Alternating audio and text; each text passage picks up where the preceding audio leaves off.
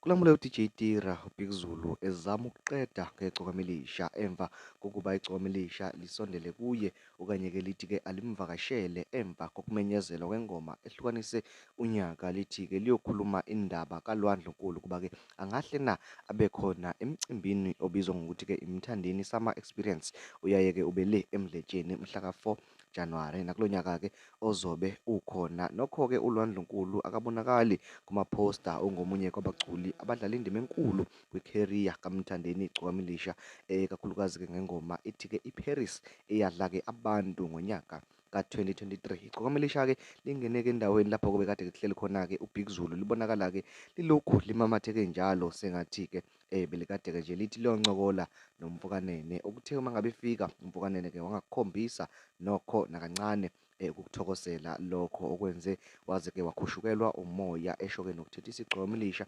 ethi-ke iyamsanganela uma ngabe-ke lifuna ukukhuluma noLwandlunkulu nangu la akakhulume-ke naye. Ngicela ukuthi-ke uyizwele ngawakho ukuthi-ke kwenzakaleni. Hayi ukhuluma ngale into ekhulumayo. Uthula kwena, uthula kwena.